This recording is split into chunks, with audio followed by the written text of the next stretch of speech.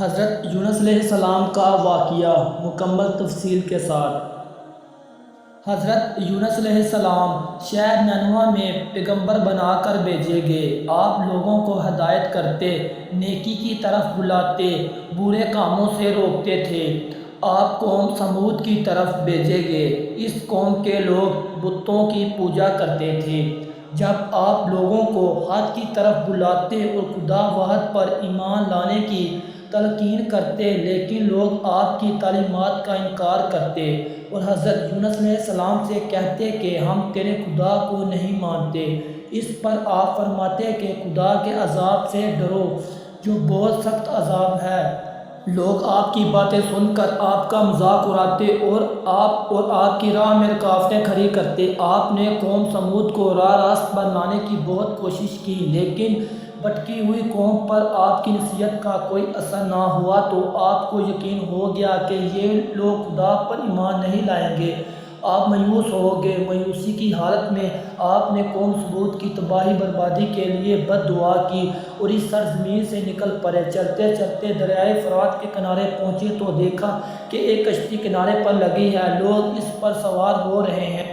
ان کی دیکھا دیکھی آپ بھی اس پر سوار ہو گئے۔ جنہیں جانا تھا وہ سب سوار ہو چکے۔ کشتی لوگوں سے بھر چکی۔ اس کے بعد کشتی اپنی منزل کی طرف روانہ ہوئی۔ سمندر پر سکون تھا، آسمان بھی صاف تھا۔ مسافر اطمینان سے بیٹھے ہوئے تھے۔ جب کشتی بیچ سمندر میں پہنچی تو دیکھا کہ آسمان پر سیاہ بادل اٹھ رہے ہیں۔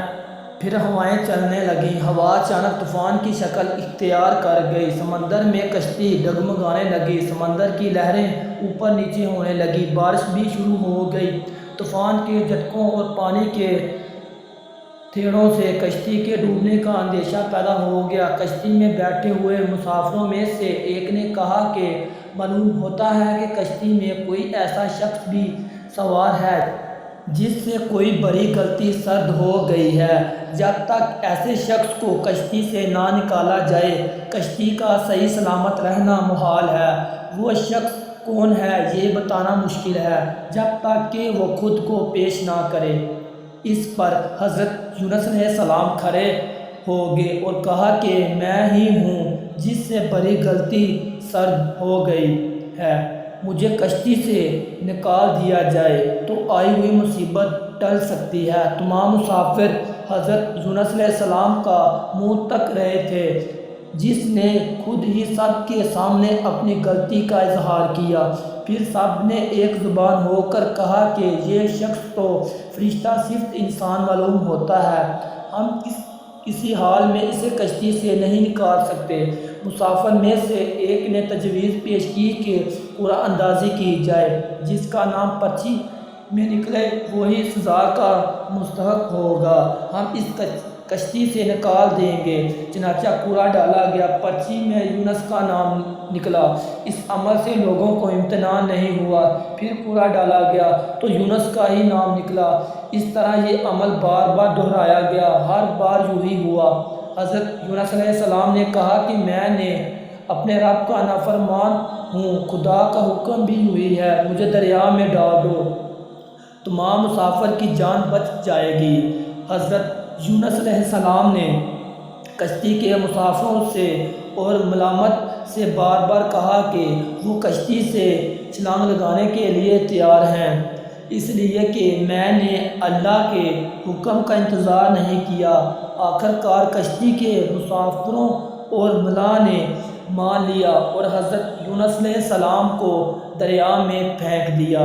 دریا میں ایک مچھلی حضرت یونس علیہ السلام کی طرف بڑھی اور نگل گئی۔ اللہ نے مچھلی سے کہا کہ یہ تیری خوراک نہیں ہے، یہ تیرے پیٹ میں امانت ہے جسے واپس کرنا ہے۔ چنانچہ آپ مچھلی کے پیٹ میں اندھیرے میں رہے، اللہ کا ذکر کرتے رہے اور معافی طلب کرتے رہے۔ آپ پکار رہے تھے، اے اللہ، تیرے سوا کوئی عبادت کے لائق نہیں، تو پاک ہے۔ بلا شبہ میں نے اپنے ہی نفس پر ظلم کیا، میں ظالموں میں سے ہوں۔ اللہ نے آپ کی پکار سن لی۔ آپ مچھلی کے پیٹ میں محفوظ رہے۔ مچھلی نے دریا کے کنارے پر اگل دیا۔ جب آپ مچھلی کے پیٹ سے باہر آئے تو بہت کمزور اور نڈھال تھے۔ آپ نے کھلی فضا میں سانس لیا اور اللہ کا شکر ادا کیا۔ اللہ نے حضرت یونس علیہ السلام سے فرمایا، اگر تم مچھلی کے پیٹ میں میری پاکی بیان نہ کرتا تو نجات حاصل نہ کرتا۔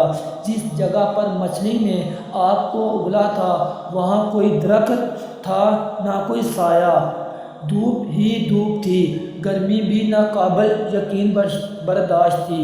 اللہ کے حکم سے وہاں ایک بیل دار پودا اگ آیا، پودے کی بیل سے سایہ آ گیا۔ آپ سائے تلے بیٹھ گئے اور اللہ کا ذکر کرنے لگے۔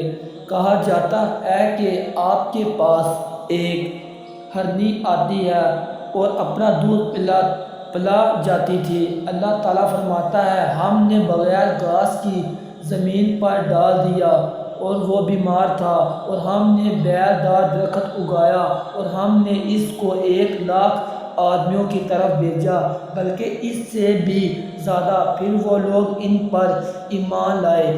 ملک نینوا چھوڑ دینے کے بعد آج کی قوم آپ کو بہت زیادہ یاد کرنے لگی، آپ کے نکل جانے کے بعد پچھتانے لگی۔ لوگوں نے محسوس کیا کہ آپ نہیں تھے اور ہدایت کے لیے آئے تھے۔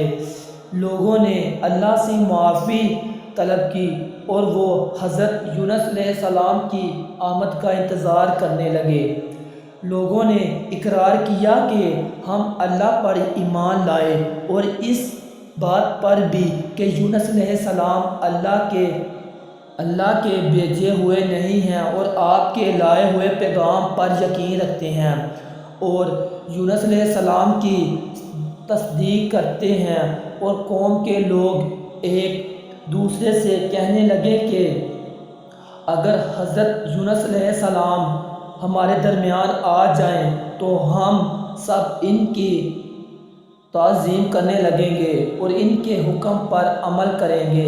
اللہ نے حضرت یونس علیہ السلام کو حکم دیا کہ وہ قوم کی طرف جائیں اور اللہ کا پیغام سنائیں اور انہیں برائی سے روکیں، نیکی کی طرف بلائیں، لوگوں کو آپس میں ایک دوسرے سے اچھا سلوک کرنے کی تلقین کریں۔ چنانچہ اللہ کے حکم پر جب آپ اپنی قوم کی طرف لوٹ آئے تو قوم نے خوشی مسرت کا اظہار کیا۔ آپ علیہ السلام کی آمد پر اللہ کا شکر ادا کیا۔ واپس آ کر حضرت یونس علیہ السلام نے تبلیغ شروع کر دی اور ہدایت دینے لگے کہ برے کاموں سے دور رہیں، ضرورت مندوں کی مدد کریں، بھوکوں کو کھانا کھلائیں، ہنگوں کو کپڑا پہنائیں، کسی کے ساتھ برا سلوک نہ کریں۔ دوستو، اس طرح کی مزید نیو نبی کی شان کے متعلق ویڈیو دیکھنے کے لیے ہمارے چینل دین فار یو اور سیکنڈ چینل مدینہ اسٹوڈیو کو سبسکرائب کریں اور ویڈیو کو شیئر کریں۔ تب تک کے لیے ہمیں اجازت دیجیے۔ اللہ حافظ۔